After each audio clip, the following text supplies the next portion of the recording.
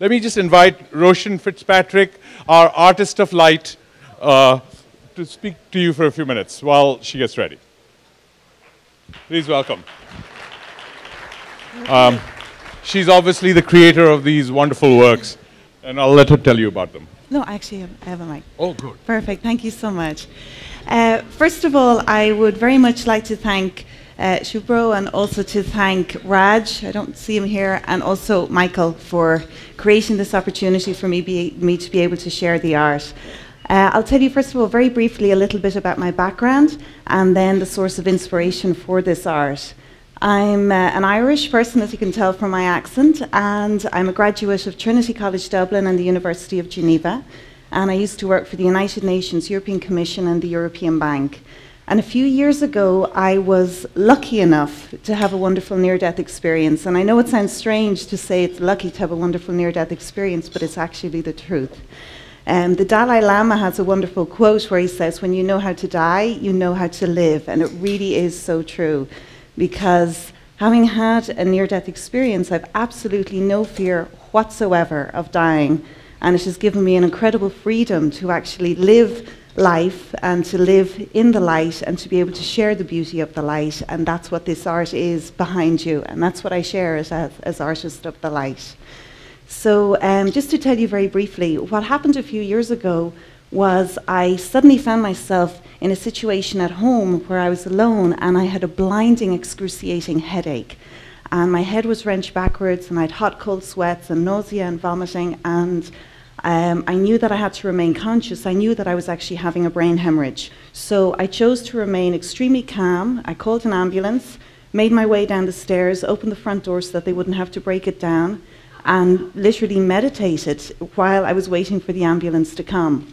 When I then went into hospital and then went into the ICU unit, I was told that it was actually already surprising that I'd already survived that long, and that I did have a very high risk of having a stroke. So what I decided was, rather than going into fear, I decided to stay in the moment and to connect. And what happened then was really, truly amazing. I found that I came out of my body and I connected with pulsating, vibrating waves of blissful, blissful infinity. I connected with the oneness that we all are taught about and we all are told about, you know, this sense of nothing that we learn about in Buddhism. But it kind of sounds very boring, you know, the sense of nothing. It's not very inspiring to connect with. For me, it actually was, because what it was no thing. I was brought to the place where everything was pure energy, where it was pulsating, vibrating, serenity, harmony, bliss. And I realized the vibrant and the alive potential. You know, literally the no thing is because it's before it has formed matter. So we often are taught about how our thoughts create our reality. That's absolutely the truth. We're all pure, pure energy, vibrant, alive energy. And it's like describing, you know, what is water to a fish, because we're literally in it and we're in it all the time. So I was blessed to have been shown this, and then I made the choice to actually come back into my body again. At the time, I remember thinking, this is so infinite, you know, it's just so incredibly awesome.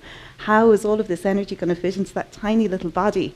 And I made the choice to come back because my parents were alive at the time, and I chose to come back in and to make a full recovery. And I was very fortunate because that's what happened. And the universe, of course, provides it in its own humorous way, in the sense that I was in an ICU unit and there was this wonderful gentleman called Paddy, bless him, who was an elderly gentleman, and his extensive vocabulary consisted of 2 words, the first word being a 4-letter word beginning with F, followed by off. So I was in this ecstatic bliss, and then bam, back in my body with Paddy. And so I literally experienced the ecstasy and then the grounding reality. So what I chose to do then was literally bring all of this energy in, and it took about a year, because what happens when you have an experience like that is like your body is just totally fried. It's like a light bulb that's maybe 5,000, like 50 watts, and 5,000 watts go through. It's totally fried. I couldn't speak. eyes, I had to wear sunglasses all the time. In the hospital, they called me Gina Lollobrigida because I was there with my sunglasses. Like a pin would drop and it would be like a pneumatic drill. It was just so sensitive to everything. And it took about a year, and I fully integrated all of that energy, and I'm incredibly blessed in that I live in all of this energy now.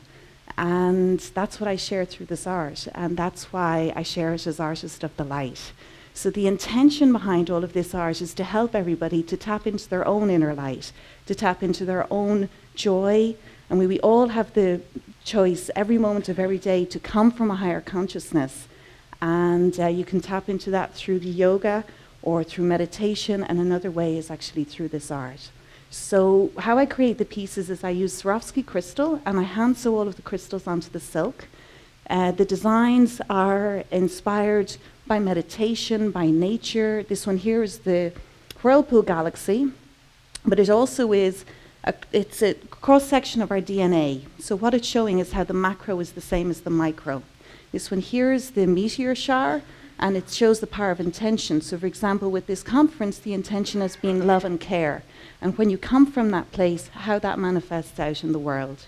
And the one behind me here is the New Dawn piece. And it's how every moment of every day we can make the choice to come from a higher place within. And then when we come from that place, and when you go into your organizations and you share that from that place, that then ripples out.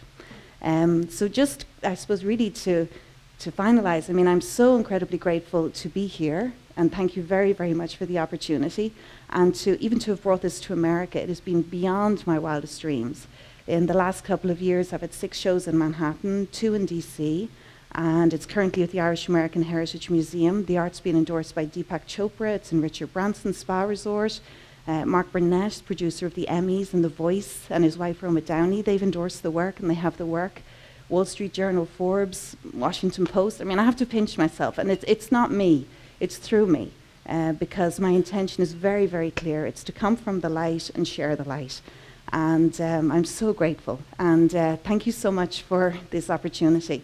Just very, very briefly, when I finished my exhibition in DC, I went to the Martin Luther King Memorial, and I don't know if any of you have had the chance to go there, but it is so, I see a few heads nodding. It's a wonderful, wonderful memorial. But one of the quotations is, make a career of humanity. And that's what every single person in this room is doing. And I feel very, very privileged and very honored to be able to share the art with everyone. And thank you so much for listening. Yeah, thank you. Sorry, I heard somebody saying, do I have a website? Yeah. Certainly. If you Google artist and light, yeah, artistofthelight.com, and you'll find me. And a huge thank you to Michael. And a huge thank you to my dear friend, Dr. Christine Rank. Both of you have made everything possible. Thank you. Thank you, Ruth. Thank you.